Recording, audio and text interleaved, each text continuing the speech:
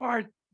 Once again, people who are interested in the video can either put their email address in a chat or they can send it to me. Three poems, hopefully fairly different.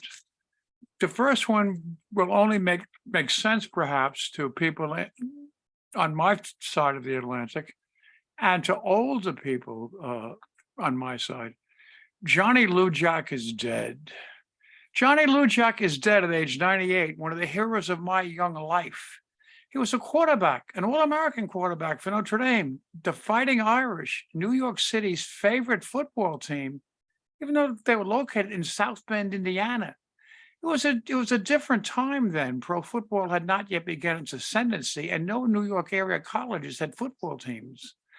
But Notre Dame's games were on the radio every Saturday, and they played at Yankee Stadium every year against Army. In a heavily Irish New York, Notre Dame had tremendous fan support, with the many fans known as the Subway alumni. Jack became the quarterback in 1943 when his predecessor, Angelo Bertelli, went into the armed forces. He played that season and then went into the armed forces himself, not returning until 1946.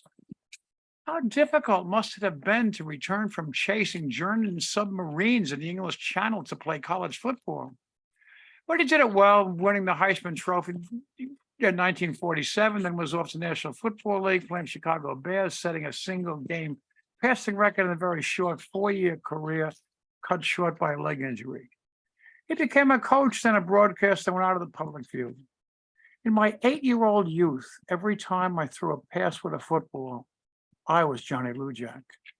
New York football fans knew the name Lou Jack just as baseball fans knew the name DiMaggio, and they are both gone. Gary likes peanuts. When I first used to step out my door and Gary the groundhog was in the area, all I would see would be 4 little legs trying to carry him away as fast as possible. But when he became used to me putting out food for him, he now waits at a respectful distance until I finish eating before I reach my door. He particularly likes peanuts, sits up in the air like a squirrel eating them. The feeding of him, the deer, squirrels, raccoon, chipmunks, birds, and the indoor Fowler the Wonder Dog, Coco the Wild Kitten, and Ninja the Stealth Cat gets expensive. But the IRS won't let me claim them as a dependence that they are. And David, is the screen sharing on? Yes. Okay, well, let's just do this quickly. And this is a picture of Gary eating peanuts, sitting up in the air and eating peanuts. So that's my one of my wild pets.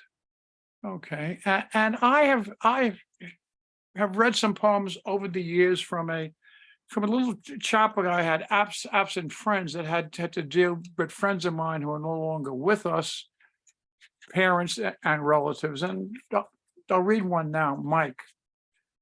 Michael Robert Ryan was my best friend for a long time. We had mutual interests, books, radio, sports, and a shared taste for beer.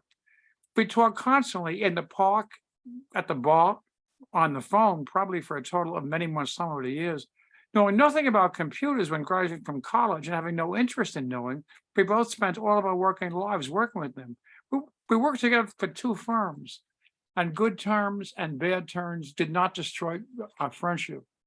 He had red hair, a quick smile, a terrific Irish tenor voice, would sing Danny Boy both at any request and at every wedding of my friends and mine.